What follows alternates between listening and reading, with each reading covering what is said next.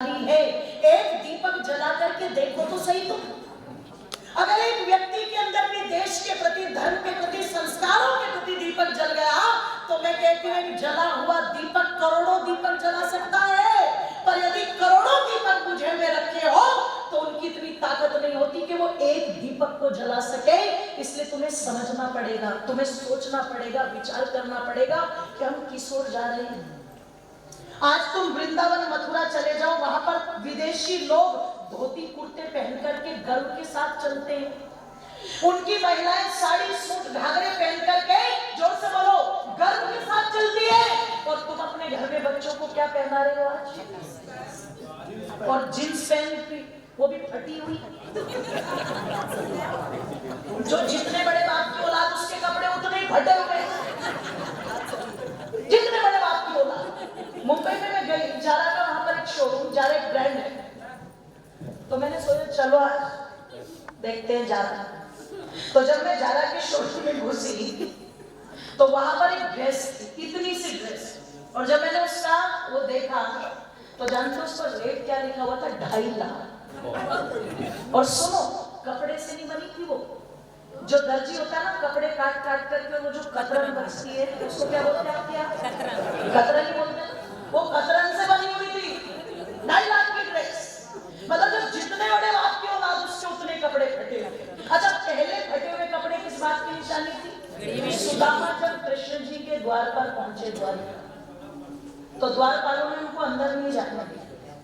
पर जब सुदामा ने कहा तुमने मेरा अपमान तो कर ही दिया है ना, एक काम करो, एक बार कृष्ण से जाकर के अंदर बोलो, उसका मित्र है, बाल सखा है, अगर मिलना होगा तो मिल लेंगे द्वारिकाधीश, नहीं तो बेइज्जती तो हम करा ही चुके हैं, तो हम चले जाएंगे। एक द्वारपाल को तरस आया, वो अंदर चला, और जिस समय वो अंदर गया तो उस समय योगीराज कृष्ण अपनी पत्नी के साथ बैठे हुए थे, और उनकी पत्नी कौन थी? माता, जोर से बोलो, याद है ना तुम्हें? नहीं, मुझे लगता है आज हिंदू जाति भूल रही है, क्योंकि रुक्मणी का नाम तो कहीं नहीं आता, हर जगह क्या चल रहा है? राधे राधे। आज भूल रहे हैं ना लोग रुक्मणी को, तो याद दिलाने का ठेका आर्य समाज ने ले रखा है। तो चलो हम याद दिला दे कि रुक्मणी उनकी पत्नी थी, है ना? वो अपनी पत्नी के साथ बैठे हुए। तो उस समय द्वारपाल ने जाकर के प्रणाम किया, और प्रणाम करके कहा भगवान, एक व्यक्ति आया। तो कृष्ण कहते हैं बोलो कौन है? तो गुरुवर नरोत्तम दास जी ने वर्णन किया, किसी पदान झगाए तन पे प्रभु, जाने को आए बस के ही ग्राम,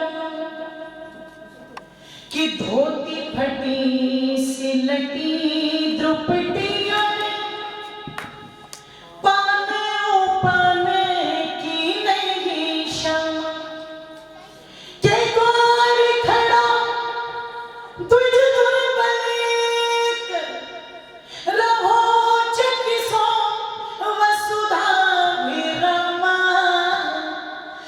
पूछत दीन दयाले को नाम बतावत अपनो नाम सुदामा, पूछत दीन दयाले को नाम बतावत अपनो नाम सुदामा, पूछत दीन दयाले को नाम बतावत अपनो नाम सुदामा। कि प्रभु द्वार पर एक द्विज खड़ा, एक ब्राह्मण खड़ा है, और महाराज आपकी वसुधा को देख करके बड़ा चकित सा है, भावुक सा हो रहा है, कुछ ठीक से बता भी नहीं पा रहा है, दरिद्रता चेहरे पर साफ झलक रही है। और क्या कहा अशोक जी? बोले जो धोती पहनी हुई है वो भी, जोर से बोलो, और आज तो लड़के जींस खुद ही फाड़ रहे हैं। मम्मी कह रही है रे तेरा नाश हो जाए ना, नई जींस लाई थी, क्यों फाड़ रहा है? तो कहते ये फैशन है, ये फैशन है। कुछ बाल ऐसे करे घूमरे जैसे क्रेन से खिंचवाए, बोले ये फैशन। तो उस समय वो कह रहे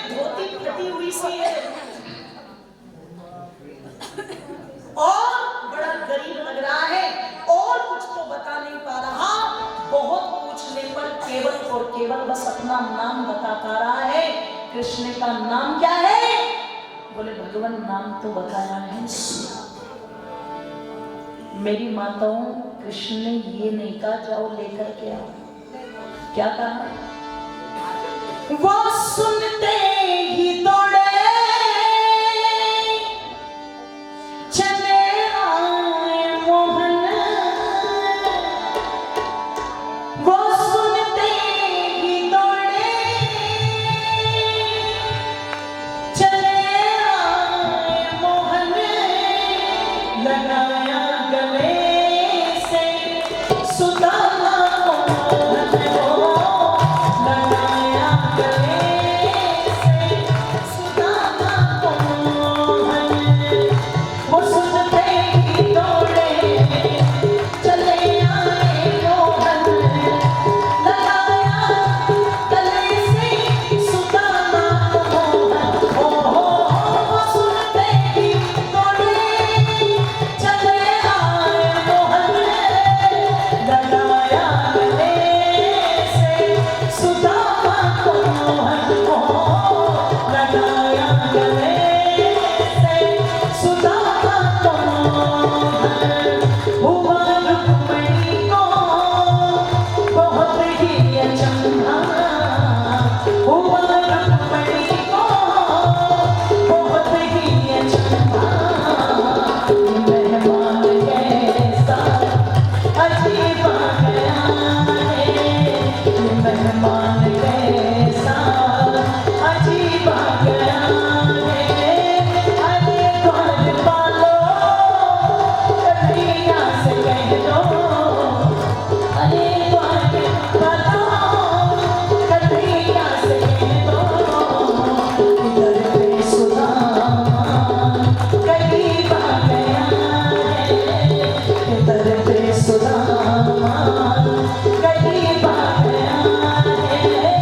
भटकते भटकते न जाने कहाँ से, भटकते भटकते न जाने कहाँ से, तुम्हारे महल के करीब आ गया है, तुम्हारे महल के करीब आ गया है, तुम्हारे महल के करीब आ। पता लगा सुदामा की उस दीनहीन हालत को देख करके कृष्ण रोए थे। क्यों? वस्त्र आदि सब फटे हुए थे।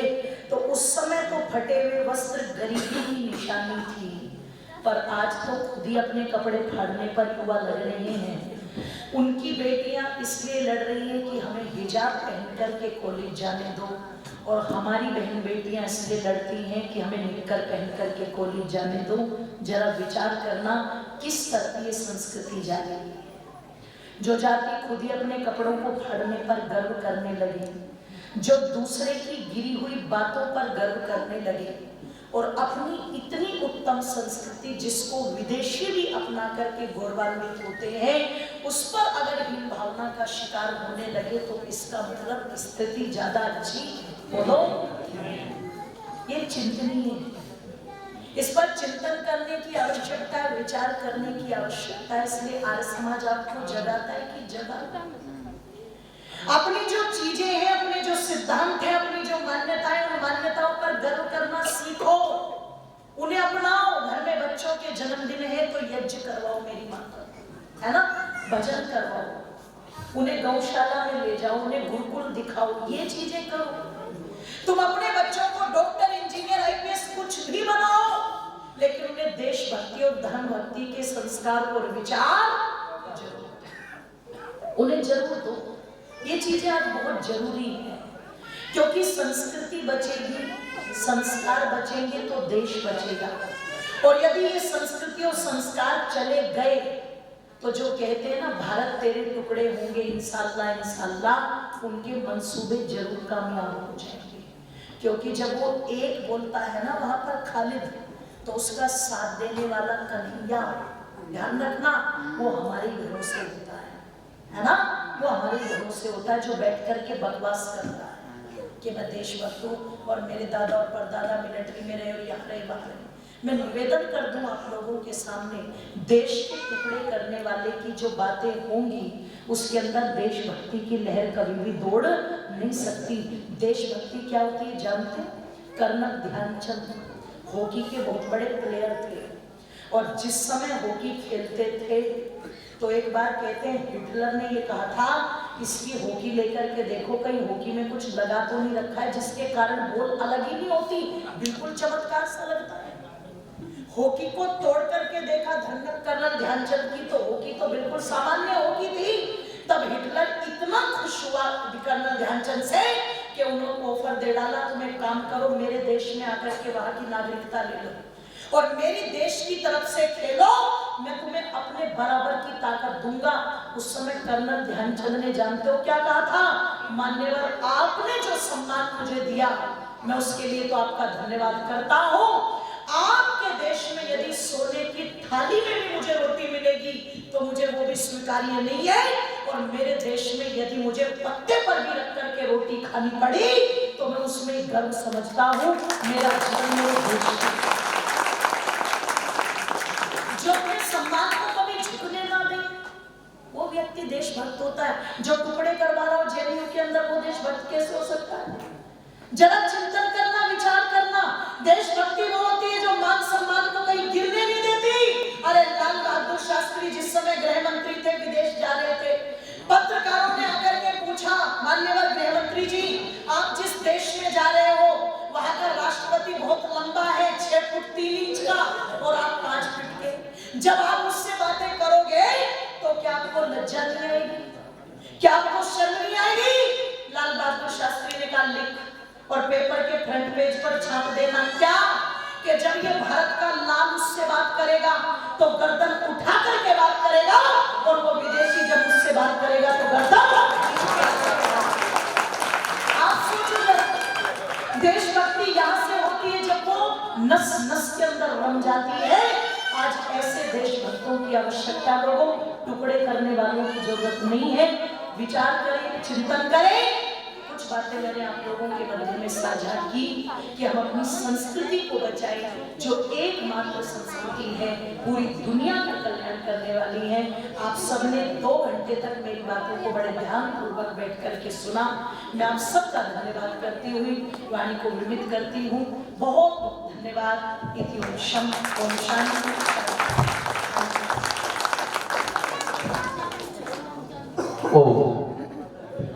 बहुत ही ओजस्वी वाणी के द्वारा हम लोगों को, सनातन प्रेमियों को बहन अंजलि आर्या के द्वारा जैसे लगा कि जो है रिचार्ज कर दिया इन्होंने। और बहन जी ने ठीक ही कहा है कि देश बचाने के लिए, राष्ट्र को बचाने के लिए, हमारी संस्कृति और सभ्यता को बचाने के लिए हमें संगठित होना पड़ेगा। और वह क्या चीज है जिसके बारे में आप लोगों ने सुना, वह क्या है? तो एक पत्थर है। तो पत्थर के संग रहना है तो पत्थर बनना होगा, धर्म बचाना है तो कट्टर बनना होगा, वरना कुछ सालों में घर घर में चिट्ठी बांटी जाएगी, करो कबूल इस्लाम नहीं तो गर्दन काटी जाएगी। अभी 1 घंटा और चले।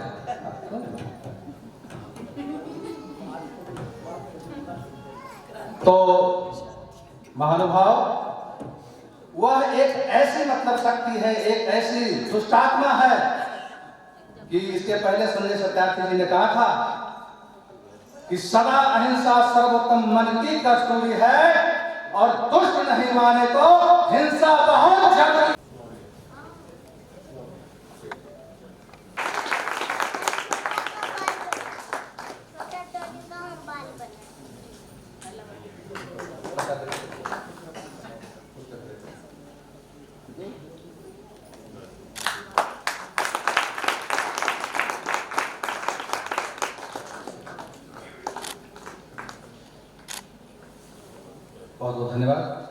मुन्ना जी से भी निवेदन है कि मंच पर आएंगे और गुरुचरण जी भी।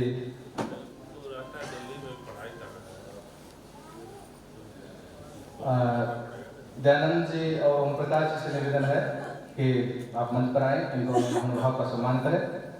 आदरणीय ओम प्रकाश बाबू और दयानंद जी, ये हमारे कार्यक्रम के बहुत ही बुजुर्ग संरक्षक हैं, उनका भी सादर अभिनंदन।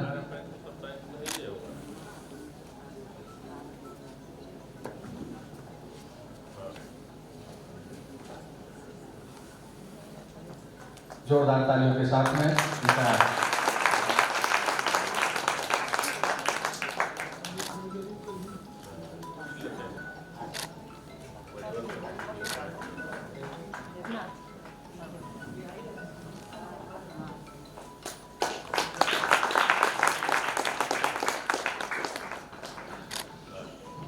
बहुत बहुत धन्यवाद आप सभी महानुभाव का।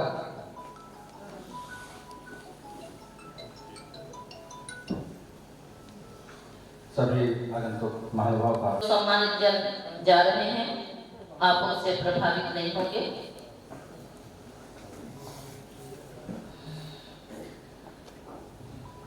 तो मैं चर्चा कर रही थी, आज का जो विषय है हमारे प्रवचन का, वो विषय है आर्यों के 16 संस्कार।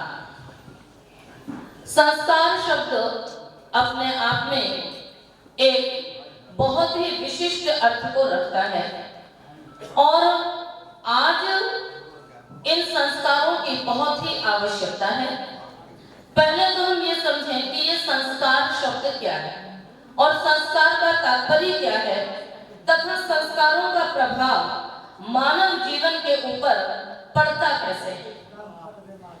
तो देखिए, संस्कार शब्द में दो शब्द हैं, सम और कार। सम का अर्थ होता है अच्छा और कार का अर्थ होता है कर्म। किसी सामान्य वस्तु को अच्छा कर देना या किसी सामान्य वस्तु के अंदर विशिष्ट गुणों का आधान कर देना, इसे क्या कहते हैं? संस्कार कहते हैं। जैसे आप बाजार जाते हैं और बाजार से आप सब्जियां लेते हैं, लौकी लिया, नेनुआ लिया, परवल लिया, बहुत सारी सब्जियां होती हैं और उनको आप वैसे ही नहीं खा लेते। दाल बनाते हैं, दाल को पानी में डालकर उबालते हैं और उसको वैसे ही नहीं खा लेते, उसे आप क्या करते हैं? घी जीरे का उसमें छौंक लगाते हैं। उसको संस्कृत में कहा जाता है दालिम संस्करोति, कि दाली को संस्कृत करता है, सुसंस्कृत करता है।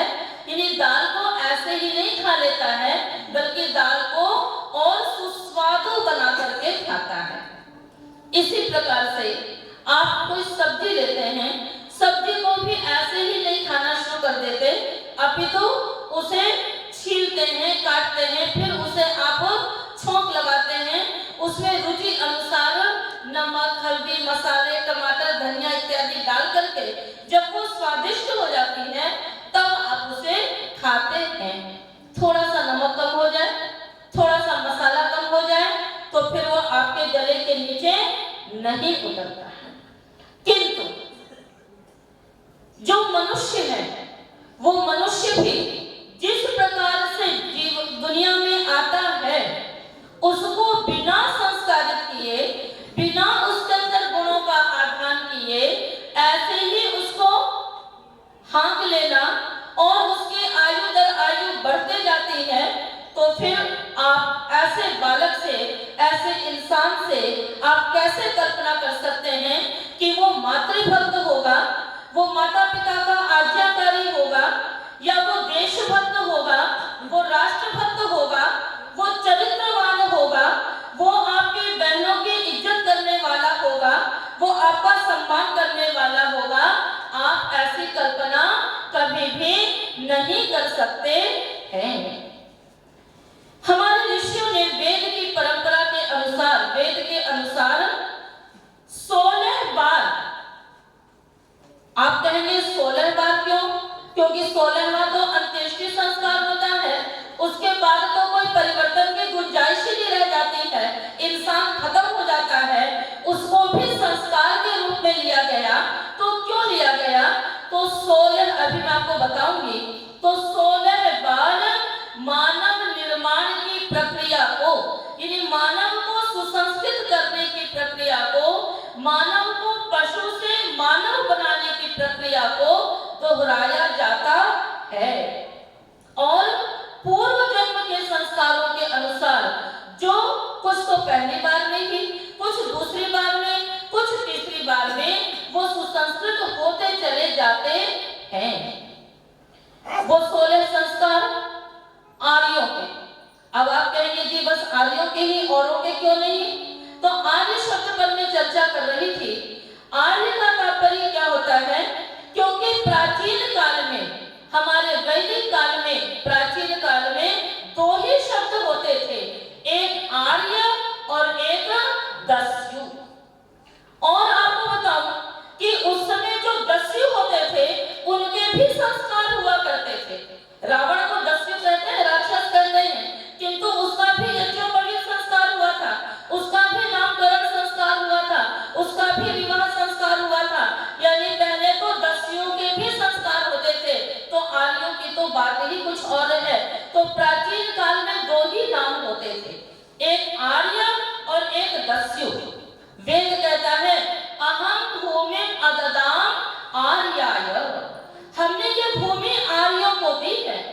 किंतु भगवान ने आर्यों को तो भूमि दे दी, किंतु उसका रक्षा करना, उसका विस्तार करना भी ये आर्यों का ही कर्तव्य था।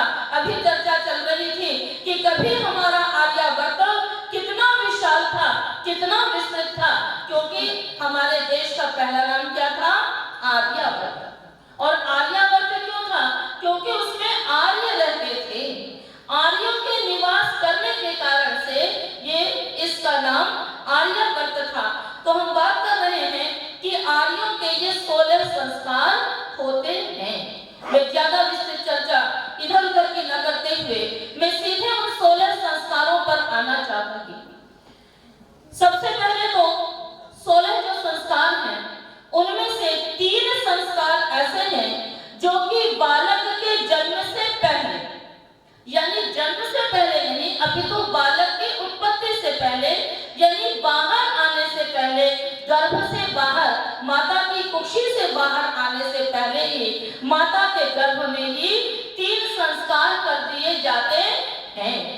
गर्भाधान, पुंसवन और सीमंतोन्नयन। उसके बाद के संस्कार हैं जात कर्म, नामकरण, निश्रमण, मुंडन, जिसको कि चूड़ा कर्म कहते हैं। उसके बाद अन्नप्राशन, कर्ण वेद, ये सारे संस्कार हैं। और उसके पश्चात उपनयन, वेदारंभ, समावर्तन, विवाह और अंत्येष्टि, ये 16 संस्कार हैं। इनमें से 3 संस्कार, वस्तुतः बालक का जन्म तो जिस दिन गर्भ का आधान किया जाता है उसी दिन हो जाता है, किंतु वो दुनिया में बाहर जब आता है तब हम कहते हैं कि आज उसका जन्मदिन है, क्योंकि वो दुनिया में बाहर आया है। गर्भ के अंदर भी वो बालक जो है, जो शिशु है, वो माँ की आंखों से, माँ के कान से, माँ की आंखों से देखता है, माँ के कान से सुनता है, माँ के बुद्धि से चिंतन करता है और माँ के ही मुख से वो खाता भी है। इसका प्रमाण अभिमन्यु की कहानी आप सबको मालूम है, क्योंकि जिस दिन आप सबको मालूम है, इतिहास नहीं भी पढ़ा होगा तो कोरोना काल में महाभारत दिखाया गया। और महाभारत में आप सबने देखा कि किस प्रकार से अभिमन्यु ने चक्रव्यूह का भेदन करना सीखा। वो अंदर चला गया, किंतु उसने कहा कि मैं बाहर निकलने की प्रक्रिया नहीं जानता, क्योंकि जब मेरे पिता अपनी माँ को उसकी बाहर निकलने की प्रक्रिया जब सुना रहे थे तो माँ सो गई थी, इसलिए मैंने निकलने की प्रक्रिया को नहीं सुना और नहीं समझा। इस कारण से मैं बाहर नहीं निकल सकता, किंतु मैं अंदर जा सकता हूँ। तो उस दिन से ही बालक के अंदर संस्कारों का बीजारोपण होने लगता है।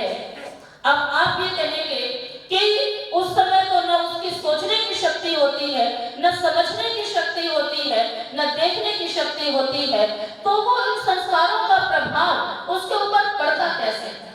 तो इन संस्कारों का जो प्रभाव है वो उसके सूक्ष्म शरीर पर पड़ता है।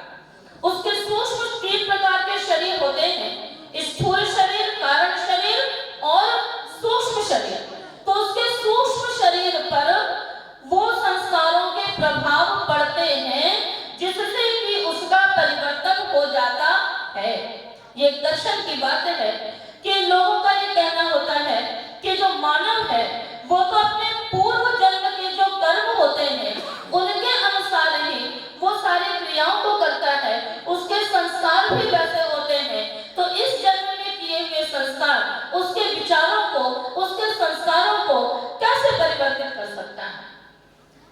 तो यहाँ पर वही बात आएगी कि जब किसी, आप सबने एक कहानी सुनी होगी कि एक बार एक अध्यापक ने क्या किया कि ब्लैक बोर्ड पर एक लाइन खींची और कहा कि इस लाइन को बिना मिटाए यदि छोटा करना है तो उसको कैसे किया जा सकता है।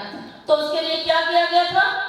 उसके नीचे एक बड़ी लकीर खींच दी गई, तो बिना मिटाने वो वो लकीर क्या हो गई? छोटी हो गई। ठीक इसी प्रकार से हमारे जो पूर्व जन्म के संस्कार होते हैं, यदि हम इस जन्म में उससे अच्छे कार्य कर लेंगे, इस जन्म में यदि उससे श्रेष्ठ कार्य कर लेंगे, तो वो संस्कार हमारे क्या हो जाते हैं? दब जाते हैं, जिसके कारण से श्रेष्ठ संस्कारों का उदय होता है। तो गर्भाधान के समय में भी इसीलिए कहा जाता है, और आज बहुत लोगों ने इस चीज को करना शुरू किया कि जिस समय संतान अंदर है उस समय श्रेष्ठ पुस्तकें पढ़ें, उस समय अच्छी अच्छी बातें देखें, उस समय आप जैसा खाएंगे वैसा ही बालक का मन और संस्कार बन जाते हैं। इसलिए अच्छी कहानियां, अच्छी पुस्तकें, अच्छे सैद्धांतिक ग्रंथ, अच्छे आध्यात्मिक ग्रंथों को पढ़ने के लिए कहा जाता है। हमारे गुरुकुल से निकली हुई जो स्नातिकाएं होती हैं, जब वो गृहस्थ आश्रम में जाती हैं तो हम लोगों से पूछती हैं, आचार्य जी कौन सी पुस्तक पढ़ें? उपनिषद पढ़ें, रामायण पढ़ें? और लोग कहते हैं कि उस समय महाभारत मत पढ़ना, नहीं तो क्या होगा कि आपका बच्चा लड़ाका बन जाएगा और वो केवल लड़ाई का ही कारण बनेगा। तो अस्तु, तो जिन्हें मालूम है कि उसका प्रभाव संस्कारों का पड़ता है बालक के ऊपर, तो इसलिए वो अच्छी अच्छी पुस्तकें पढ़ती हैं। जिन लोगों को गोरा बच्चा चाहिए होता है तो कहते हैं कि उस समय नारियल और मिश्री खिलाओ तो आपका बच्चा गोरा हो जाएगा। पालक मत खाना, हरी साग मत खाना, नहीं तो बच्चा क्या होगा? काला होगा। क्यों? बाहर से खाया किंतु अंदर यदि उसके बाह्य रूप पर प्रभाव पड़ेगा तो हम जैसी चीजें खाएंगे उसका प्रभाव अंदर भी पड़ता है। बच इत्यादि खाने से बुद्धि तेज होती है, तो तात्पर्य क्या हो गया कि ये गर्भाधान संस्कार हुआ। उसके बाद जब पुंसवन संस्कार तीसरे महीने में किया जाता है, उस समय इसके लिए होता है कि अब जो माता है वो उसके विकास पर, उसके शारीरिक विकास पर विशेष रूप से ध्यान देगी। फिर उसके बाद सीमंतोन्नयन संस्कार होता है। आज भी इनका कुछ न कुछ बिगड़ा रूप गोद भराई इत्यादि के रूप में चलता है, किंतु उसका जो पूर्ण शुद्ध रूप है उसके लिए पूरी प्रक्रिया बताएंगे तो बहुत समय लगेगा। मैं संक्षेप में आपको सारे संस्कारों के बारे में बताना चाहती हूँ। सीमंतोन्नयन का मतलब क्या होता है? सीमंत कहते हैं मांग को, और ये कहाँ होता है? मस्तिष्क में। तो सीमंतोन्नयन संस्कार, उन्नयन यानी उसके मस्तिष्क के विकास की प्रक्रिया उस दिन से प्रारंभ हो जाती है। उसमें भी बहुत सारी प्रक्रिया है कि उसमें उड़द की दाल की खिचड़ी बनाई जाती है, उसमें घृत डाला जाता है, फिर वो एक दूसरे को कहते हैं उसको देखने के लिए, और फिर उन सबसे भी बुद्धि इत्यादि की वृद्धि होती है। तो सीमंतोन्नयन संस्कार का तात्पर्य इतना ही है कि उस दिन से अब तक तो उसके शरीर के रखरखाव की चिंता की जा रही थी, किंतु उसके साथ साथ बालक का मस्तिष्क भी उन्नत हो, इसके लिए सीमंतोन्नयन संस्कार करते हैं। उसके बाद है जात कर्म। जात कर्म जब बालक बाहर आ गया और उसके बाद उसके जिह्वा पे मधु यानी शहद, स्वर्ण यानी सोने की शलाका से उसकी जीभ पे ओम लिखा जाता था। अभी भी कई आर्य लोग करते हैं, पर बहुत लोग नहीं करते। उसका लिखने का उद्देश्य क्या है कि उसकी जिह्वा में, उसकी वाणी में हमेशा मिठास हो और वो सोने की तरह, स्वर्ण की तरह तेजस्वी हो, हिरण्यमस्तितम भव, हिरण्य के समान वो तेजस्वी हो, विस्तृत हो। और उसके बाद उसके कान में कहा जाता है कोसी, तुम कौन हो, कोनामासी, और फिर बाद में वेदोसी, ओम उसके कान में कह करके, और वेदोसी उसका पिता कान में कहता है। क्यों कहता है? ओम का तात्पर्य है कि तू संसार में रमा तो रह, किंतु उस प्रभु को कभी भी मत भूलना। वेद का अर्थ होता है ज्ञान। वेदोसी, वेद शब्द 4 धातुओं से बनता है। विद्युरी लाभे, विदा ज्ञाने, विद सत्तायाम और विद विचारणे, कि तू विचारशील बनना और तू ज्ञानवान बनना और तेरे पास सभी प्रकार के ऐश्वर्य होने चाहिए, और उसके साथ साथ विद्युरी लाभ है, तेरे पास हर प्रकार का लाभ भी होना चाहिए। तो वेदों से ये 4 वेद इसीलिए हैं क्योंकि उन वेदों को पढ़ करके हमारे अंदर विचार उत्पन्न होता है, और जब हम उसके अनुसार अग्नि, जल, वायु इत्यादि पदार्थों का उपभोग करते हैं और उससे विभिन्न प्रकार की वस्तुओं का निर्माण करते हैं, तो हम उससे अनेक प्रकार के लाभ प्राप्त करते हैं। इसलिए भी उसको वेद कहते हैं। उसको पढ़ करके हमें ज्ञान होता है, इसलिए वेद कहते हैं। तो उसके कान में पिता कहता है वेदोसी। कई आदि परिवारों के बच्चों को हम लोगों ने हॉस्पिटल में जाकर के भी जात कर्म संस्कार कराया है। हमारे पास फोन आया कि हमारे, अब आजकल तो घरों में बहुत कम बच्चे पैदा होते हैं, ज्यादातर तो नॉर्मल डिलीवरी भी अस्पताल में ही होने लगी है, तो जात कर्म संस्कार तो उत्पन्न होते ही होना है। तो उसके बाद वहां पर भी हम लोगों ने जात कर्म संस्कार कराया है। आप सोच रहे होंगे कि वो बच्चा कभी कुछ भी नहीं समझता, तो उसको वेदों से कहने का क्या लाभ है? तो फिर मैंने आपको बताया कि जो उसका सूक्ष्म शरीर है, जो उसके साथ हमेशा रहता है, उस सूक्ष्म शरीर पर उसका प्रभाव पड़ता है। उसके बाद नामकरण संस्कार होता है। नाम का भी बहुत प्रभाव पड़ता है। क्यों? क्योंकि जिस समय बालक का नामकरण किया जाता है, 10वें दिन, 10 दिन पूरे होने के बाद 11वें दिन या फिर 101वें दिन या दूसरे वर्ष नामकरण संस्कार किया जाता है। नाम ऐसे रखने चाहिए। हमारे व्याकरण के ग्रंथों में बताया गया कि यदि बालक है तो उसका नाम सम अक्षर का होना चाहिए, या तो 2 अक्षर का हो या 4 अक्षर का हो। 6 अक्षर का तो नाम कोई नहीं रखेगा, तो 2 अथवा 4 अक्षरों का नाम उसका होना चाहिए। उस नाम में कोई ना कोई अंतस्थ वर्ण होना चाहिए। अंतस्थ वर्ण कौन से होते हैं? या, रा, ला, वा। अब तो ABCD सब जानते हैं, पर ये कोई नहीं जानता कि कवर्ग क्या है। तो क, ख, ग, घ, ङ। हमारे यहाँ विद्यालय में बच्चे प्रविष्ट होते हैं, कई बच्चों को तो क, ख, ग, घ, ङ ही नहीं आता। कई दिन तो हमें उनको क कहना ही पढ़ाने में लगता है, और ABCD उनको भली प्रकार से आता है। पर हम चाहते हैं कि बच्चों को तीनों भाषाओं पर अच्छा अधिकार हो, इसलिए हम उन्हें अंग्रेजी का भी अभ्यास करवाते हैं, संस्कृत का भी करवाते हैं, और हिंदी पर भी जोर देते हैं। तो कवर्ग, चवर्ग, उसमें अंतस्थ और ऊष्म वर्ण होते हैं। अंतस्थ वर्ण होते हैं य, र, ल, व, और ऊष्म वर्ण होते हैं श, श, स, ह। ये एक शब्द विज्ञान है। लोग कहते हैं कि गुरुकुलों में विज्ञान नहीं पढ़ाया जाता। प्राचीन काल में विज्ञान नहीं था। विज्ञान, साइंस को आज की देन है, आज के युग की देन है। जिस शब्द विज्ञान को हमारे ऋषियों ने बता दिया, वो शब्द विज्ञान आज कौन जानने वाला है? जिस आयुर्विज्ञान को, जिस शरीर विज्ञान को हमारे ब्राह्मण ग्रंथों में बता दिया गया, वो आज का विज्ञान वहां तक तो पहुंच ही नहीं सका। जिस विज्ञान के सिद्धांतों को हमारे वेदों में, ब्राह्मण ग्रंथों में बहुत पहले ऋषि महर्षियों ने बता दिया, आज वो चीजें प्रमाणित हो रही हैं। आज प्रमाणित हो जा रहा है कि चंद्रमा में पानी है। हमारे वेद के तो मंत्र बता रहे हैं, कृष्ण नीलाना हरया सुपर्णा, उसमें कहा कि चंद्रमा में पानी है।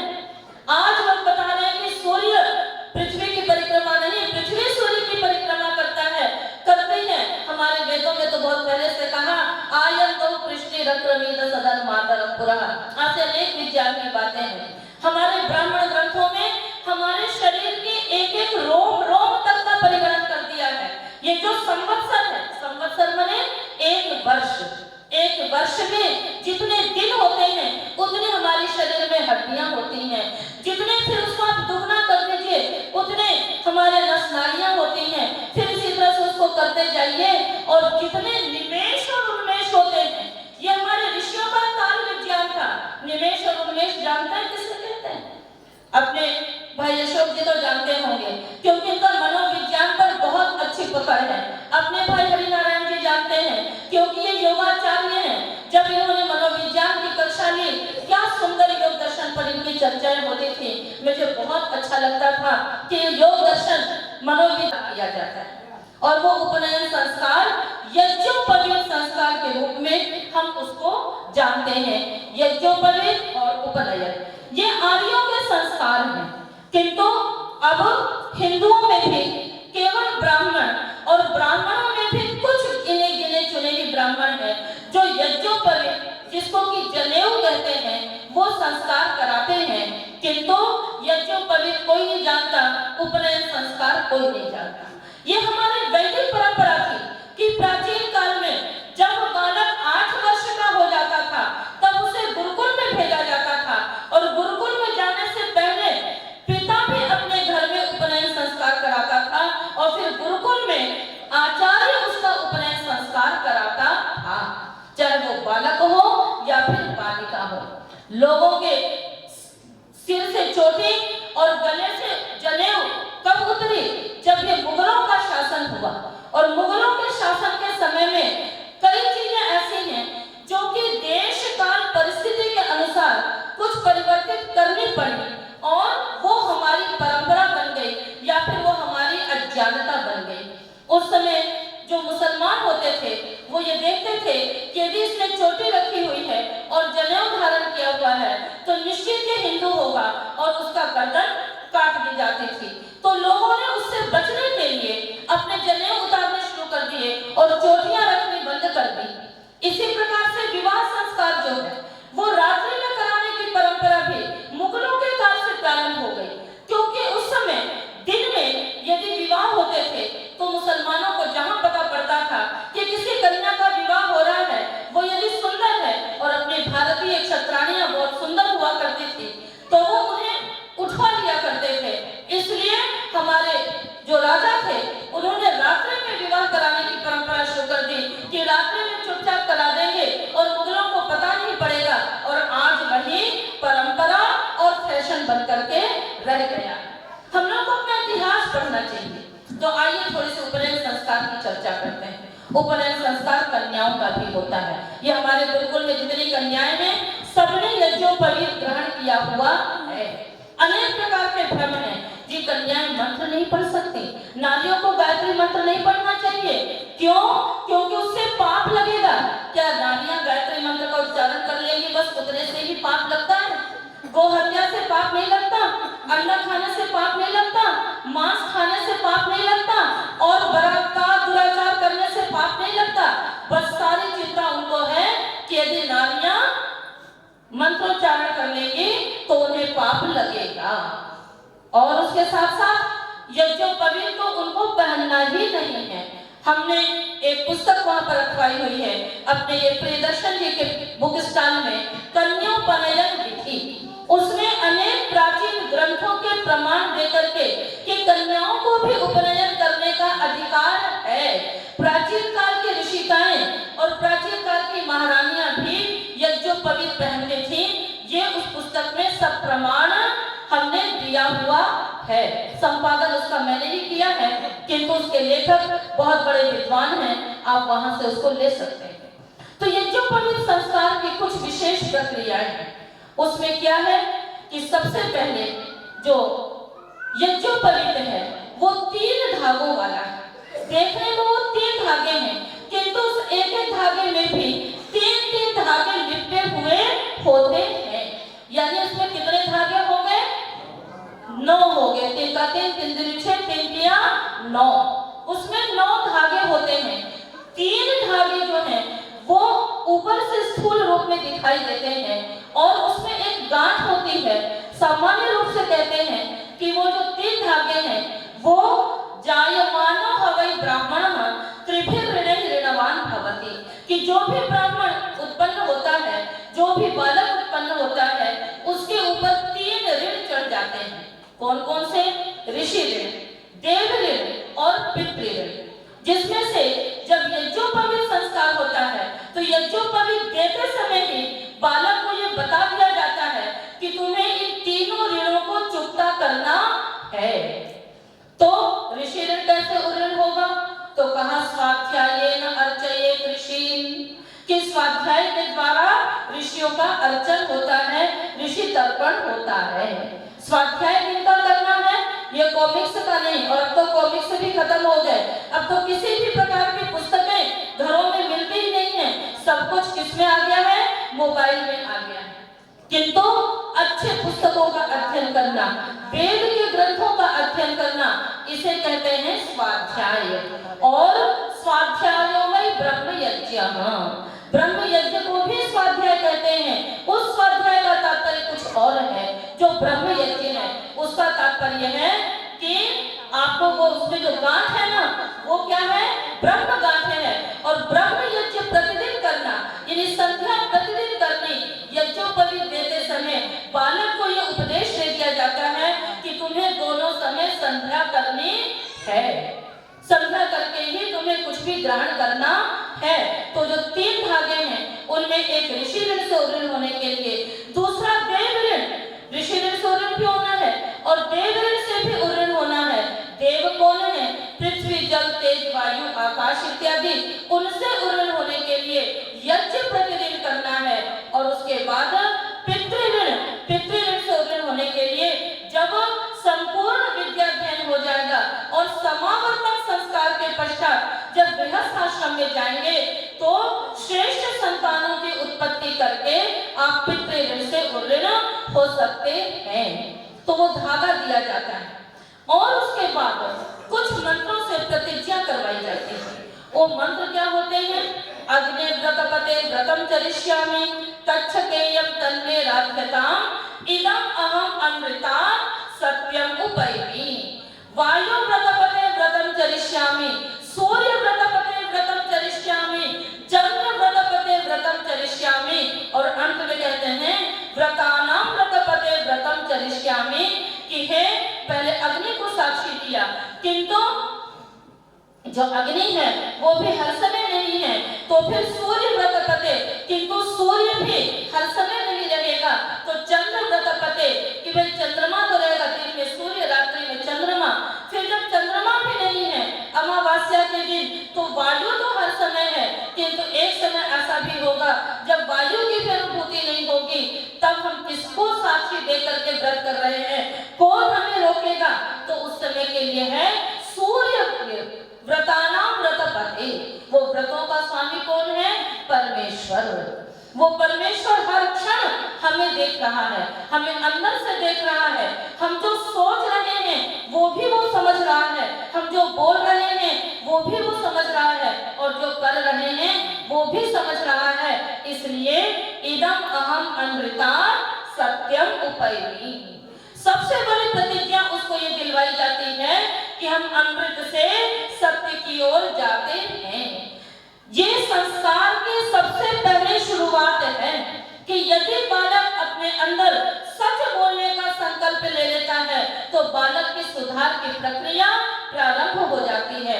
चरित्र की सबसे पहली शिक्षा यही है कि हम सत्य को अपने जीवन में उतारें, न केवल बोलना, अपितु मन से, वाणी से और कर्म से, तीनों में हमारी सत्यता होनी चाहिए। ये यज्ञोपवीत संस्कार में सबसे पहले इन मंत्रों से प्रतिज्ञा करवाई जाती है। अमित चंद का उदाहरण आपको मालूम होगा कि उसे यही कहा गया जब उसने ऋषि दयानंद से पूछा कि मैं सुधरना तो चाहता हूँ किंतु मैं सुधर नहीं पाता, तो बस यही बात कही गई कि तेरी जो पूरे दिन की दिनचर्या है उसको तू सत्य सत्य अपने डायरी में लिख लेना, तो बस तेरा सुधार हो जाएगा। और जब वो रात में लिखने बैठा तो सत्य सत्य लिखना था। अब अगले दिन जब फिर से लिखना था तो उसके मन में यही आया कि मुझे तो सत्य लिखना है, यदि मैं गलत लिखूंगा तो पाप पड़ेगा और सत्य लिखूंगा तो लोग पढ़ेंगे, बदनामी होगी। बस वहीं से उसने अपने सुधार की प्रक्रिया प्रारंभ कर दी थी। तो ये सत्य बोलना सबसे बड़ा धर्म है। कहा है नहीं सत्या परो धर्म, कि सत्य से बड़ा कोई भी धर्म नहीं है। तो उसमें जो ब्रह्म यज्ञ करने की बात की और साथ साथ सत्य बोलने की बात की गई, उससे ब्रह्म यज्ञ में जो हम संध्या करते हैं उसमें शुरू में ही वाक वाक प्राण प्राण चक्षु चक्षु इन मंत्रों के द्वारा हम अपने इंद्रियों को पवित्र करने की बात करते हैं।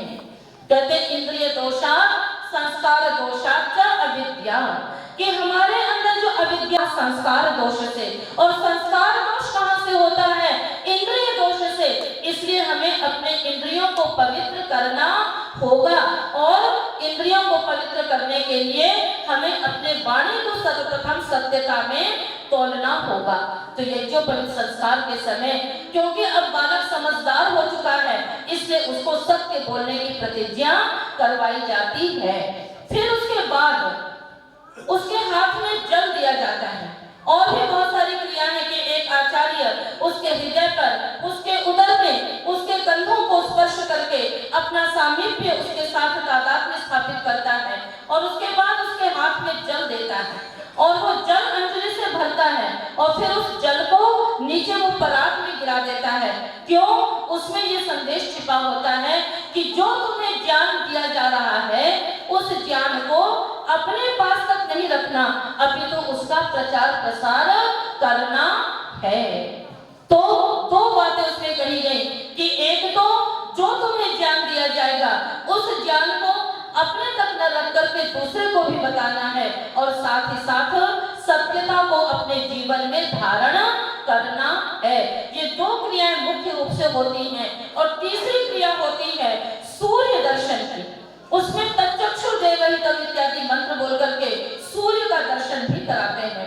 सूर्य के दर्शन के समय उसमें भी एक संदेश छिपा होता है और वो संदेश क्या है कि जिस प्रकार से सूर्य अपने कार्य में नियमित रहता है, कभी भी ऐसा नहीं होता कितनी भी ठंड हो तो सूर्य कहे कि आज तो मैं उदित होने वाला नहीं हूँ, मुझे ठंड लग रही है। नहीं, सूर्य को तो उदित होना ही होना है और कितना भी कोहरा रहेगा फिर भी वो प्रकाश करता ही करता है।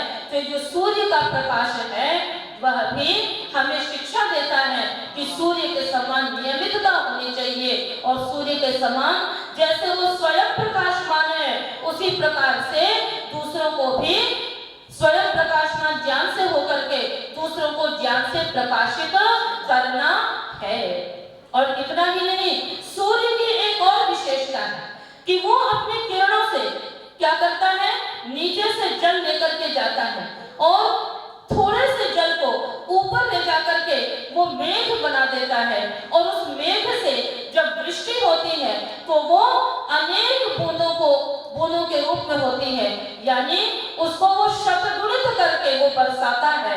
इसी प्रकार से विद्यार्थी को, ब्रह्मचारी को ये संदेश दिया जाता है कि तुम्हें ये जो ज्ञान दिया जा रहा है उसको बस उतने तक सीमित नहीं रखना, उसको अपने चिंतन से, मनन से, शोध से इसका और विस्तार करके फिर जन जन तक पहुंचाना, ये उसको संदेश दिया जाता है। ये कुछ मुख्य क्रियाएं यज्ञोपवीत संस्कार की आपको बताई गई। उसके बाद होता है वेदारंभ संस्कार। वेदारंभ संस्कार में विद्या अध्ययन का प्रारंभ होता है, क्योंकि सबसे पहले गायत्री मंत्र के उपदेश से ही विद्यार्थी का, बालक का विद्या अध्ययन हुआ करता था। तो उसमें गायत्री मंत्र का उपदेश देते हैं।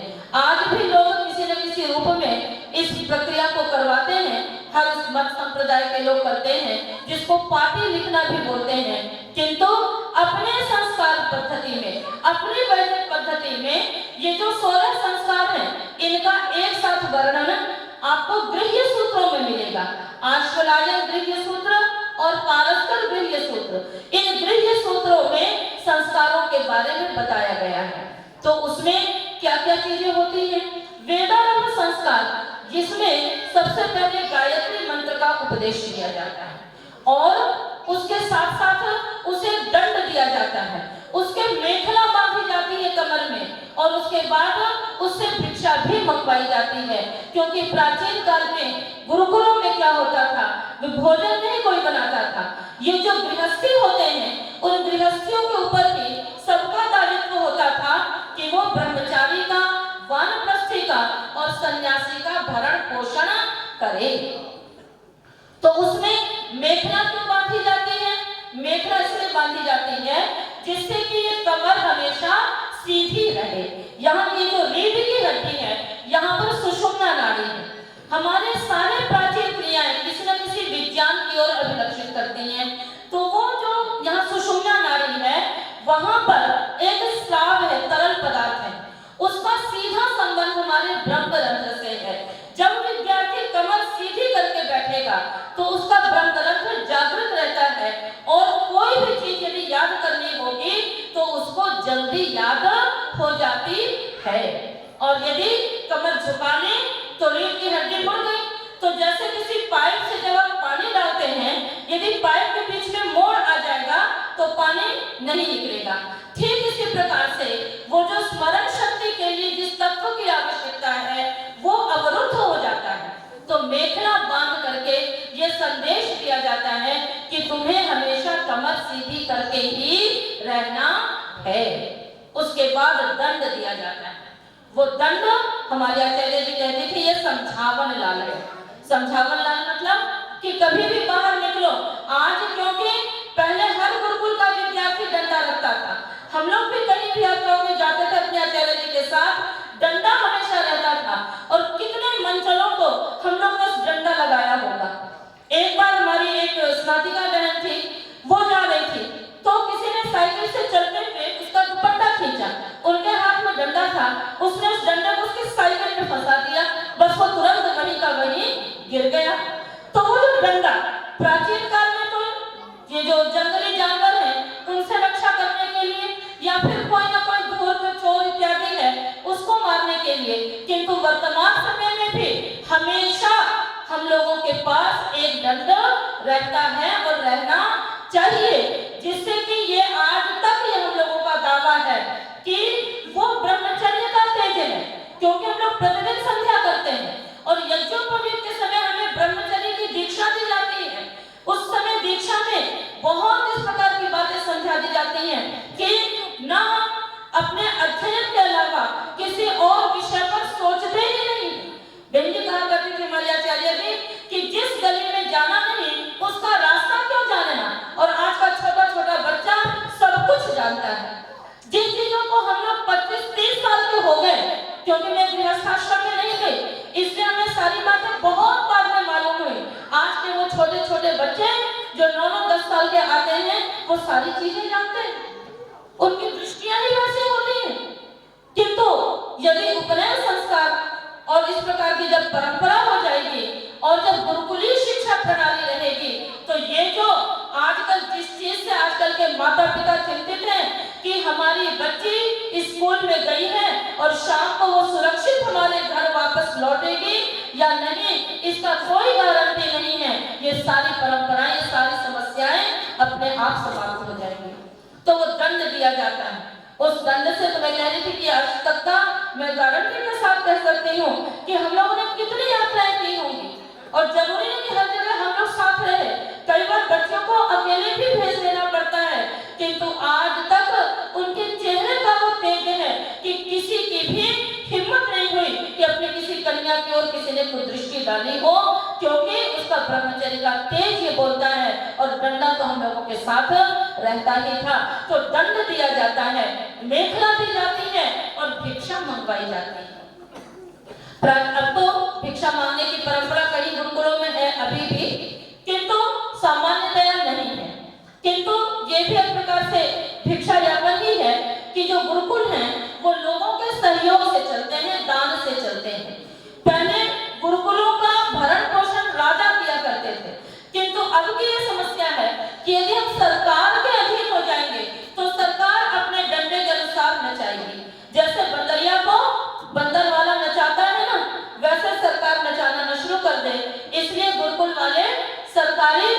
धन की अपेक्षा नहीं करते, वो आते हैं, कहते हैं कि आप हमसे लो, किंतु हम नहीं लेते, क्योंकि आज हम ले लेंगे तो उनके अधीन हो जाएंगे। हमारे आचार्य जी कहते थे राजान्नम हरते तेजः, राजा का अन्न हमारे तेज का हरण कर लेता है।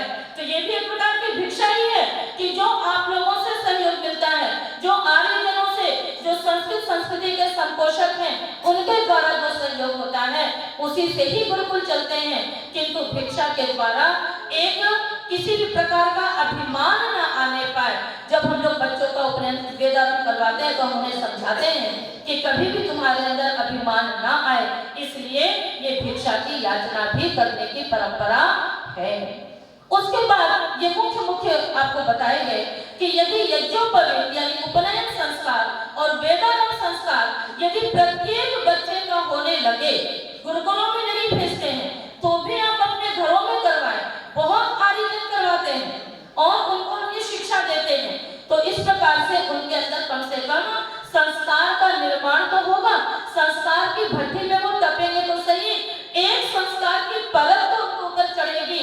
यदि इस जन्म में नहीं तो कोई भी क्रिया निरर्थक नहीं होती है, तो उसका प्रभाव आगामी जीवन पे उसके ऊपर अवश्य पड़ेगा।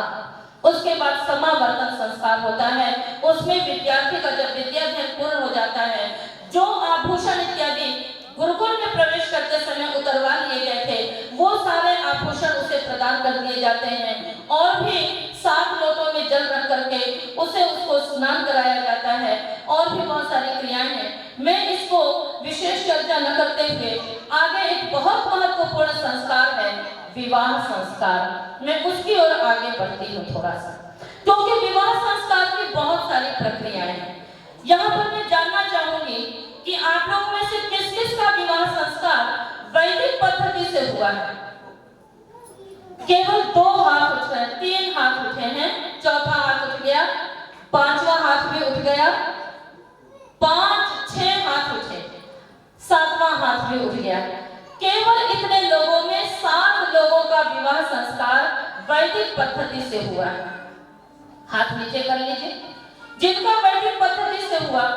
हो सकता है आपको सभी क्रियाओं के रहस्य बताए गए होंगे कि इसमें ये जो क्रियाएं हो रही हैं उनके पीछे क्या उद्देश्य है, किंतु जिनका संस्कार पौराणिक पद्धति से हुआ यानी तथाकथित सनातनी, कल मैं सनातन धर्म पर चर्चा करूंगी कि सनातन धर्म क्या है, किंतु जिनका विवाह पौराणिकों ने करवाया उनको ये बिल्कुल भी मालूम नहीं होगा कि उस संस्कार में कितनी प्रक्रियाएं होती हैं और उनके पीछे का उद्देश्य क्या है। वस्तुतः आप देखिए कि यदि आप अपने लिए एक गाड़ी लेते हैं तो आप बहुत सोच विचार करके लेते हैं। आप घर भी बनाते हैं तो अच्छे जो इंजीनियर हैं उनसे आप नक्शा पास करवा करके कि किधर बेडरूम होना चाहिए, किधर ड्राइंग रूम होना चाहिए, किधर डाइनिंग रूम होना चाहिए, किधर किचन होना चाहिए, सारी चीजें भली प्रकार से आप विचार विमर्श करके और फिर उसके बाद आप घर बनवाएंगे। एक वॉशिंग मशीन भी लेनी होगी तो 10 बार उसको देखेंगे, जानेंगे, समझेंगे, किंतु ये जो विवाह संस्कार है वो एक सामान्य संस्कार नहीं है। उसमें आपको राष्ट्र के लिए एक धरोहर उत्पन्न करना है। ये वो विवाह संस्कार है जिसमें आप गृहस्थ आश्रम में प्रवेश करने जा रहे हैं। ये वो आश्रम है जिस आश्रम के ऊपर शेष 3 आश्रमों की बागडोर है, शेष 3 आश्रमों के भरण पोषण का दायित्व है। उस आश्रम में आप प्रवेश करने जा रहे हैं, किंतु उसके बारे में आपको कुछ भी नहीं मालूम है कि हम उसमें प्रवेश कर रहे हैं तो ये क्रियाएं क्यों हो रही हैं। जयमाल के समय बहुत समय लगता है, बारात में 2-3 घंटा लग गया डांस करते करते, और जयमाल के बाद खूब फोटो खिंचवाने में 2-2 घंटा लग गया। उसके बाद डीजे पे डांस चल रहा है, कई घंटे लग गए, और जब विवाह संस्कार का समय आया, पंडित जी बस मुहूर्त न निकले जल्दी से सिंदूर डलवा दीजिए, जितनी जल्दी हो सके उतनी जल्दी विवाह निपटा दीजिए। दोनों तरह की विडंबनाएं हैं। अनेक पंडितों को तो मालूम ही नहीं कि ये जो क्रियाएं हो रही हैं, लाजा होम हो रहा है, मधुपर्क की विधि हो रही है, सप्तपदी के कदम रखे जा रहे हैं, मंगलसूत्र बन रहा है,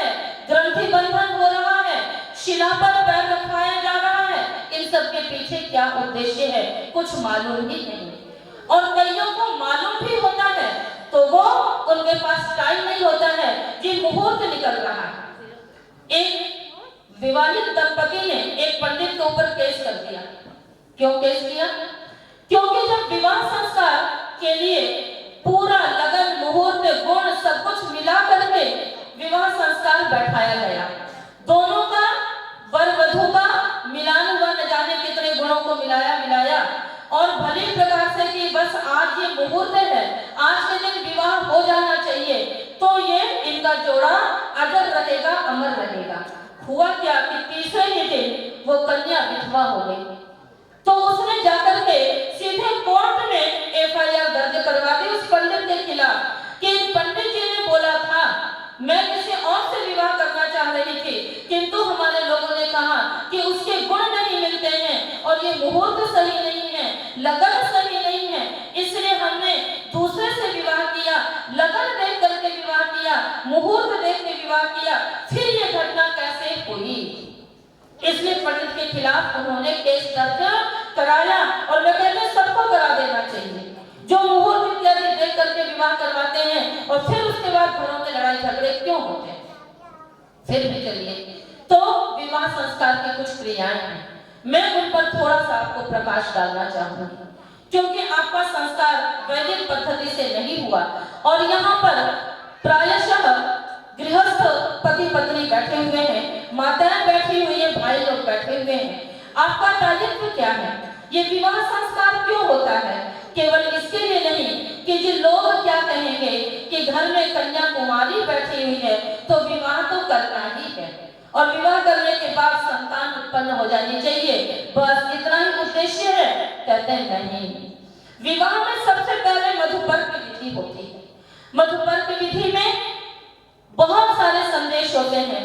सबसे पहले उसमें आसन दिलवाते हैं, साधु भगवान आस्ताम अर्चयिष्यामि भवन्तम। वो वर आता है, कन्या उसे आसन दे करके अभिवादन करके आसन देती है कि आइए बैठिए, मैं आपका अभिवादन करती हूँ।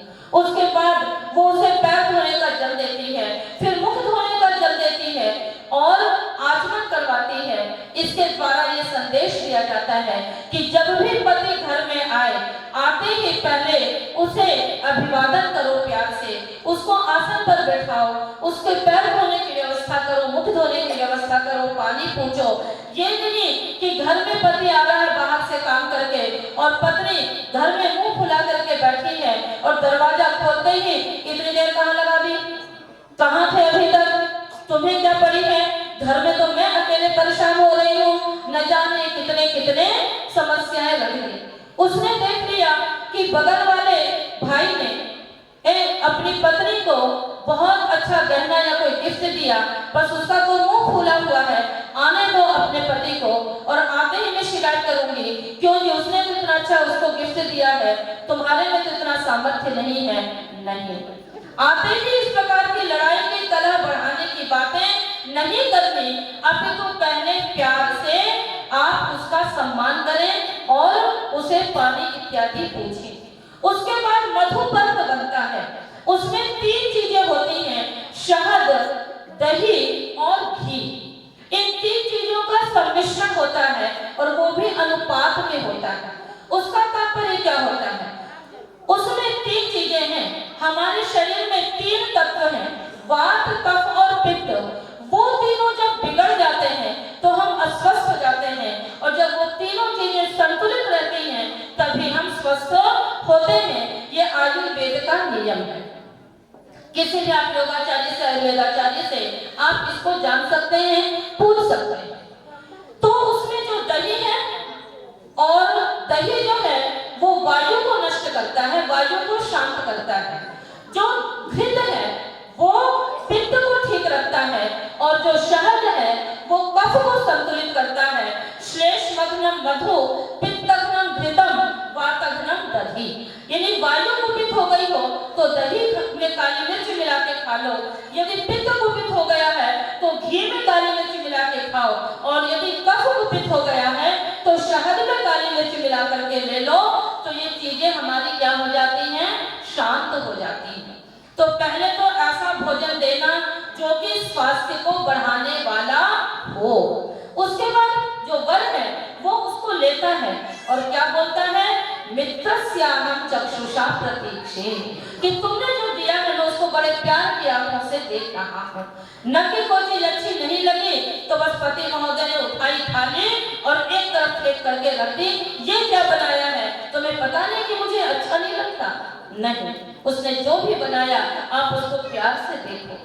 फिर उसके बाद में कोई चीज अच्छी लगी तो बस कटोरे लिया और फटाफट खाना शुरू कर दिया, नहीं, उसके बाद चारों दिशाओं में उसके छींटे किए जाते हैं, सामने भी, दक्षिण में, फिर पीछे की ओर, फिर उत्तर की ओर, फिर ऊपर की ओर, फिर नीचे की ओर। तात्पर्य क्या होता है? तात्पर्य ये होता है कि आते ही तुरंत खाना न शुरू कर दें। आप पहले पूछें कि आपके घर के बड़े बुजुर्गों ने खाया कि नहीं खाया, माता पिता ने लिया या नहीं लिया, जेठ जेठानियों ने लिया कि नहीं लिया, बच्चों ने लिया कि नहीं लिया, तब जाकर के आप उसका ग्रहण करना प्रारंभ करें। ये छोटी छोटी शिक्षाएं आपको गृहस्थ आश्रम में प्रवेश करते समय दिलाई जाती हैं। उसके बाद एक मंत्र, उसके बाद कन्या प्रतिग्रहण की विधि होती है और उसमें अच्छे वस्त्र इत्यादि प्रदान किए जाते हैं, उसकी चर्चा नहीं कर रही। उसके बाद वो हाथ पकड़ करके दोनों परिक्रमा करते हुए जिस मंत्र को बोल करके आते हैं, समंजन्तु विश्वे देवाः समापो हृदयानिनौ सम्मातरिश्वा समधाता समुदेष्टि दधातु। उसमें कहते हैं कि तुम दोनों का जो हृदय है वो कैसे मिल जाए, दाल और चावल की तरह नहीं, अपितु दो नदियों का जल जैसे मिल जाता है, उसको कोई दुनिया का यंत्र अलग नहीं कर सकता, वैसे तुम दोनों के हृदय मिल जावे ताकि कोई तीसरा व्यक्ति उसमें सेंध न लगाने पाए। इस प्रकार की प्रार्थना उसमें की जाती है। उसके बाद राष्ट्रभृत यज्ञ होता है, आप लोगों ने नाम भी नहीं सुना होगा, राष्ट्रभृत। गृहस्थियों का दायित्व है कि वो ऐसे संतान उत्पन्न करे जो राष्ट्र के लिए समर्पित हो। है, अभी चर्चा चल रही थी कि ले देकर के किसी तरह से एक संतान उत्पन्न हो रही है और फिर कहेंगे कि एक ही तो बेटा है, उसको भी हम सेना में भेज देंगे, नहीं, उसको तो हम डॉक्टर बनाएंगे, इंजीनियर बनाएंगे और उसके बाद न वो सेना का रहता, न वो राष्ट्र का रहता, न वो माता पिता का रहता है, वो तो केवल अपना ही अपना देखता है। तो राष्ट्रभृत यज्ञ होता है, उसमें राष्ट्रम विभर्ति इति राष्ट्रभृत, क्योंकि वो राष्ट्र के भरण पोषण का दायित्व भी उस गृहस्थियों पर है। उनको विवाह संस्कार के समय ही ये बता दिया जाता है कि आज से तुम्हारी जो भी कमाई होगी उसका एक अंश जरूर से जरूर समाज के लिए निकालना, राष्ट्र के लिए निकालना, और जो संतान होगी उसको राष्ट्र के प्रति दायित्वों से उपदेश करना, परिपूर्ण करना। उसके बाद जया होम होता है, हर क्षेत्र में विजय प्राप्त करने के लिए। अभ्यापन होम होता है ताकि हमारे घर में, तुम्हारे घर में सब प्रकार की समृद्धि हो। ऐसा नहीं कि केवल धन हो, बल्कि अच्छी संतान हो, धन भी हो, ज्ञान भी हो, ऐश्वर्य भी हो, सब कुछ हो, इसके लिए अभ्यापन होम किया जाता है। उसके बाद क्या करते हैं, लाजा होम होता है। लाजा होम से पहले शिला पर पत्थर रखवाते हैं, क्यों? ताकि जिस प्रकार से ये शिला मजबूत है उसी प्रकार से तू अपने घर में मजबूत बन के रहना। जरा जरा सी बात में क्रोधित हो गए, अपनी अटैची लेकर के तैयार कि ज्यादा बोलना मत, मैं अपने मायके चली जाऊंगी, नहीं, आपको घर में जाना है, वहां पर एकदम नया वातावरण है, अलग अलग प्रकार के लोग मिलेंगे, आपको धैर्य रखना होगा, लोगों की बातों को समझना होगा। घर की चाबी मिली है, वेद कहता है साम्राज्य ससुरे भव, कि ए नारी तू घर के साम्राज्य बन, किंतु केवल चाबी लेने के लिए नहीं, अपितु अपने अच्छे गुणों से सबके दिलों पर साम्राज्य कर ले, ताकि लोग तेरे को अपने आप ही सारे घर का दायित्व सौंप दें। तो उसके लिए सहनशीलता तो रखनी ही पड़ेगी। तो शिलारोहण करवा करके, और वो कौन करवाता है, या तो भाई रखवाता है या फिर वर रखवाता है, कि किसी भी बात का बुरा न मानते हुए तू हमारे घर में शिला की तरह मजबूती से रहना। उसके बाद लाजा करवाते हैं। लाजा माने क्या होता है? लाजा माने होता है लावा, और लावा किसका बनता है? धान का। और धान कैसे तैयार होता है? आपको बिहार में खूब खेती होती है, एक जगह चावल बोया जाता है धान, फिर वहां से उखाड़ करके दूसरी जगह उसको रोपा जाता है, तब जाकर के वो बढ़ता है। फिर उसके बाद उस धान को भी जब अग्नि का संपर्क मिलता है तब वो खिलता है। और कैसा लावा उसमें डलता है? जिसमें पीछे से धान लगा हुआ हो। कन्या का भी जीवन ऐसे ही है, वो अपने माँ के घर में पैदा होती है, पति के घर में जाकर के उसकी पूर्णता होती है, और जब पति का प्यार मिलता है तब जाकर के वो अच्छी संतान दे करके उसकी नारी की, कन्या की उसकी पूर्णता होती है। इसलिए और उसमें धान लगा हुआ है, कन्या पति के घर में चली गई है, किंतु इसका मतलब ये नहीं है कि माता के घर से उसका अधिकार खत्म हो गया है। नहीं, माता का कर्तव्य है, पिता का कर्तव्य है कि वह अपनी बेटी का हालचाल पूछते रहे, किंतु इतनी भी दखलंदाजी न करे कि वो वहां पर उसके लिए रहना दुश्वार हो जाए। क्योंकि लड़के के लिए एक शब्द आता है निरुक्त में, दुहिता। दुहिता का मतलब क्या है? उसमें कहा दूरे हिता, कन्या का विवाह दूर में होना चाहिए। क्या होता है? पास में होने पर जरा जरा सी बात पे घर से माँ जी भी पधार गई और बेटी जी भी अटैची लेकर के मैं तो मायके चली जाऊंगी, तुम देखते रही हो, वो भी तुरंत चल देंगी। दूर में रहेगा तो 10 बार सोचना पड़ेगा, अरे कैसे जाएं, क्या करें। और जब तक जाने का साधन बनेगा तब तक जो वो तत्काल का क्रोध है, आवेश है, वो क्या हो जाता है? शांत हो जाता है। हम लोग भी अपने गुरुकुल में वाराणसी की कन्याएं नहीं लेते हैं। क्यों? यदि मन नहीं लगा, कोई बात हुई तो माता पिता भी बार बार आते रहेंगे, क्योंकि माता पिता का भी मन बड़ा वैसा होता है उस समय, अपनी बच्ची को भेजा हुआ है। और कन्या का भी जरा सा भी मन खराब हुआ, घर तो पास में है, कहीं गेट खोल के भी निकल सकती है या फिर फोन करके बुला सकती है। पर यदि दूर में है तब तो कम से कम पूछना पड़ेगा, और तब तक जो परेशानी हुई उसका समाधान भी हो जाता है और मन भी उसका शांत हो जाता है। तो कन्या का दूर में विवाह करने का ये उद्देश्य है, जिससे कि वो छोटी छोटी बातों पर अपने टेचे उठा करके तैयार ना रहे। अस्तु, तो मैं ये बात कर रही थी कि उसमें पीछे धान लगा रहता है। अब एक प्रश्न उठता है कि लाजा होम जो होता है वो कौन करवाता है जी? भाई करवाता है।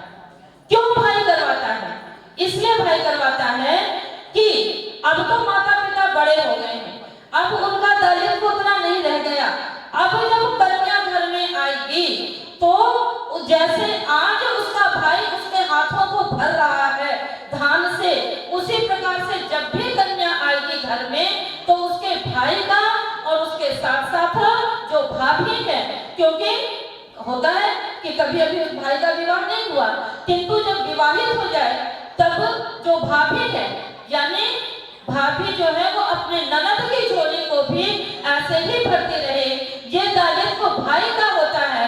ये नहीं कि शादी के बाद जो भाभियां हैं वो अपने ननदों को तिरस्कृत करने लग जाएं। ननद कहा गया है, ननद का तात्पर्य जानते हैं? ये जितने भी पारिवारिक शब्द है ना, उसके पीछे भी एक एक संस्कृत में रहस्य है।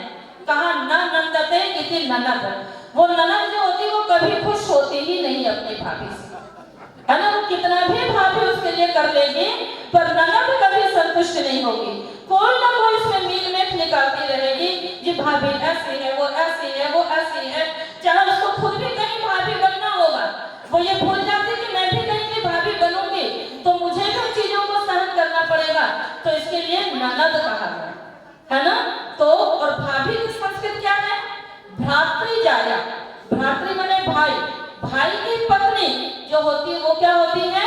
भ्रातृजाया। तो भाई के हाथ से लावा डलवाते हैं तो उसके पीछे यही उद्देश्य होता है कि आज मैं अपनी बहन के हाथ को जिस प्रकार से भर रहा हूँ उसी प्रकार से घर से आने पर भी मैं इसी प्रकार से उसको भरता रहूंगा और उसका ध्यान रखूंगा। उसके बाद सप्तपदी के कदम होते हैं और उसमें भी वो वर पहले कहता है माँ सत्येन दक्षिणम अतिक्राम, कि तू कभी भी मेरे बातों का विरुद्ध अर्थ मत लगाना। और उससे पहले पाणी ग्रहण की प्रतिज्ञाएं होती हैं 6 मंत्रों के द्वारा, उसमें भी बहुत अच्छी प्रतिज्ञाएं की जाती हैं। उसमें एक मंत्र आता है नस्तेय मद्मे मनसोद मुच्ये, कि मैं कभी भी तुमसे छिपा करके कोई कार्य नहीं करूंगा। और पत्नी भी कहती है कि मैं भी तुमसे छिपा करके कभी कोई कार्य नहीं करूंगी, कितना भी अच्छा कार्य है किंतु एक दूसरे को बता करके करना। और आजकल क्या हो रहा है, दोनों तरह की स्थितियां हैं कि पत्नी, वैसे आपको पता नहीं बिहार में शायद अभी वो परंपरा सुरक्षित है कि नहीं तो लोग प्रतीक्षा करते थे कि भाई पति जब आ जाएगा, जब वो खा लेंगे तब उसके बाद पत्नियां खाती थी। अब है कि नहीं, कहीं कहीं होगी पर वैसे पता नहीं। तो पत्नियां बेचारी घर में भूखी बैठी हुई हैं और पति महोदय बाहर अपने दोस्तों के साथ होटल में खा ली और फिर घर में आकर के बोल दिया मुझे तो भूख नहीं, मैं तो खा के आया हूं, तू खा के सो जा। अरे अब तो मोबाइल का जमाना आ गया है, किसी भी प्रकार से मैं खा करके आ रहा हूं, तू भूखी मत रहना, तू सो जाना। दूसरी तरफ भी क्या होता है, पति को दिखाने के लिए व्रत रखा हुआ है कि मैंने तो बड़ा व्रत रखा हुआ है और पीछे छिप छिप करके खाना भी खा लिया जा रहा है। तो खाने के नाम पर भी एक दूसरे से छिप करके खा लेते हैं और उसके साथ साथ कोई भी ऐसा कार्य नहीं करना कि जो एक दूसरे से छिपा के करें। यदि तीसरे से पता लगेगा तब तो फिर कलह होनी ही होनी है। और परिक्रमा करते हैं, परिक्रमा करते समय कहते हैं अमोहमस्मि सात्वम सात्वमस्य मोहम सामास्मि ऋग्वम ऋगहम सामत्वम, यानी कभी मैं ऋग्वेद बन जाऊं। यानी ऋग्वेद का पहला मंत्र क्या है, अग्नि। ऋग्वेद को अग्नि का प्रतीक कहा। पति कहता है कि कभी मुझे क्रोध आ जाए तो तू शांत रह लेना, और पत्नी कहती है कि यदि मुझे क्रोध आ जाए तो तू शांत रह लेना। ऐसा ना हो कि दोनों क्रोध में हो जाए, तब तो फिर क्या होगा, देवासुर संग्राम होगा, परिवार में शांति नहीं रहेगी। तो ये वेद के मंत्रों में शिक्षाएं विवाह कर्म के संस्कार के समय दी जाती हैं कि तुम्हें किस प्रकार से रहना है। और मंत्र में कहा पत्नी त्वमसि धर्मणा, कि तुम मेरे धर्म से पत्नी हो, यानी उसको धर्म पत्नी कहा। ये पत्नी का कर्तव्य है कि पति उसके अधर्म मार्ग पर न चले। पति 2 अवस्थाओं में धर्म मार्ग का अनुसरण करता है। हम लोग विवाह संस्कार के समय समझाते हैं क्या कि बस इसको कहते हुए मैं अपनी बात को यहीं पर समाप्त करूंगी। शेष जो 2-3 संस्कार हैं उनकी चर्चा फिर आगे कर लूंगी। विवाह संस्कार का जो ये शब्द है धर्म पत्नी, इस पर माताएं बहनें ध्यान देंगी और आप अपनी बेटियों को भी शिक्षा देंगी कि तुम्हें धर्म पत्नी कैसे बनना है। धर्म पत्नी का तात्पर्य है कि अपने पति को अधर्म के मार्ग पर नहीं चलने देना।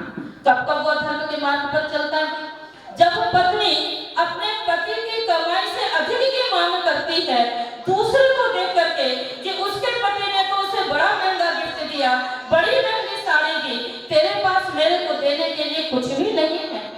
जब इस प्रकार की उलाहनाएं होती रहती हैं तो पति सोचता है कि अरे कहीं से तो हम इसको खुश कर दें, बस वो नंबर 2 की कमाई करने के लिए तत्पर हो जाता है, वो अधर्म के मार्ग पर चलने लगता है।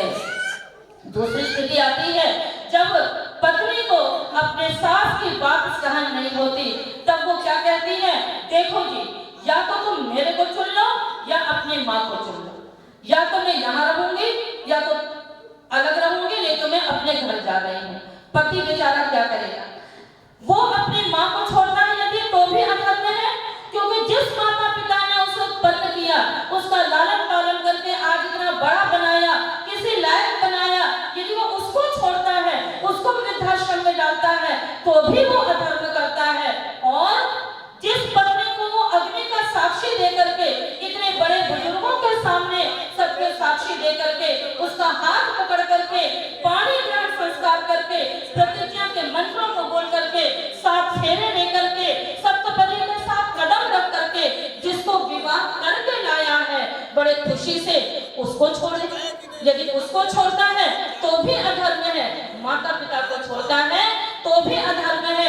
इसलिए मैं प्रत्येक नारी से ये कहना चाहूंगी कि आप भी कभी ऐसी विषम परिस्थिति अपने पति के सामने मत उपस्थित करना कि वो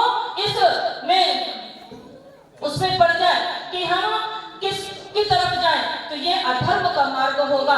और आप अपनी बेटियों को कितनी भी ऊंची शिक्षा दें, किंतु इस प्रकार से सहनशीलता की शिक्षा अवश्य देना है।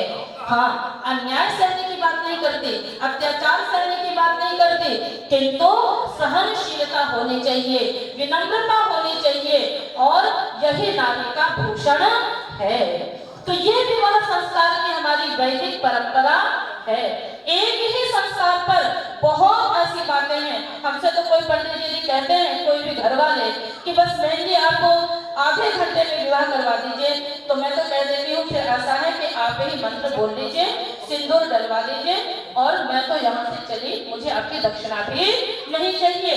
शुरू में मैं बोल रही थी मैं तो विवाह संस्कार कराऊंगी, 3 घंटे तो जरूर लगते हैं। और अभी मैंने गया में 2 विवाह करवाए हैं। एक विवाह शेखपुरा में करवाया, एक मैंने गया में विवाह करवाया, एक 2 तारीख को और एक 6 तारीख को। पूरे 3.5 घंटे लगे और सब लोग पूर्ण संतुष्ट हुए। दोनों ही आज परिवार नहीं थे, पर उन लोगों ने कहा हमने ऐसा विवाह संस्कार नहीं देखा, और सबने बोला कि यदि हम लोगों का भी ऐसा विवाह संस्कार हुआ होता तो आज हमारे घरों में ऐसी लड़ाई झगड़े नहीं हो रहे होते। अब तो हम भी अपने परिवारों में ऐसे ही विवाह संस्कार करवाएंगे। तो ये हमारे संस्कार की प्रक्रिया है कि जहां से गृहस्थ आश्रम प्रारंभ होता है, और जिस गृहस्थ आश्रम पर इतना बड़ा दायित्व है, 3 आश्रमों के रक्षा का दायित्व है, भरण पोषण का दायित्व है, उसमें आपको क्या क्या शिक्षाएं दी जा रही हैं। राष्ट्रहित के एक एक मंत्र में कितने बड़े संदेश दिए हुए हैं। हमने समय मेरा पूर्ण हो चुका है, इसलिए मैं उसके विस्तृत चर्चा नहीं कर रही। उसके बाद आगे के संस्कार हैं वानप्रस्थ संन्यास, और सबसे अंतिम है अंत्येष्टि संस्कार।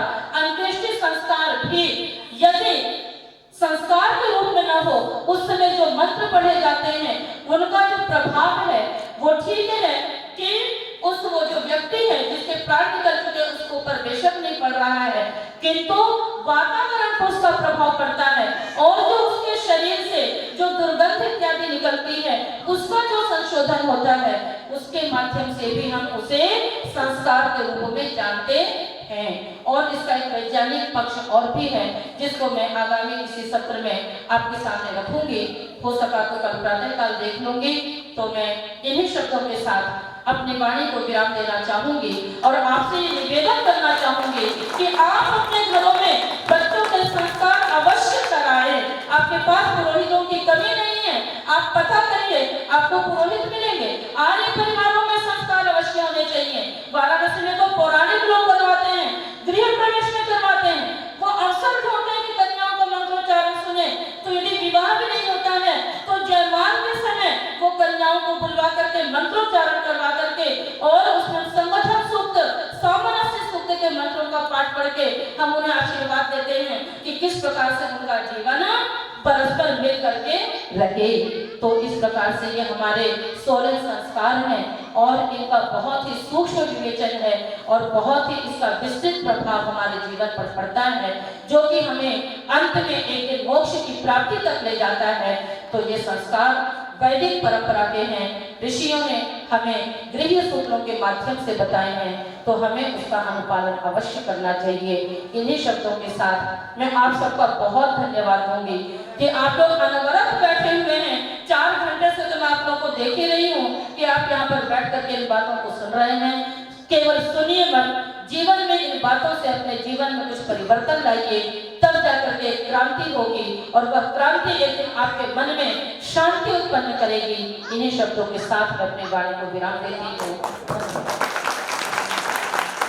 बहुत ही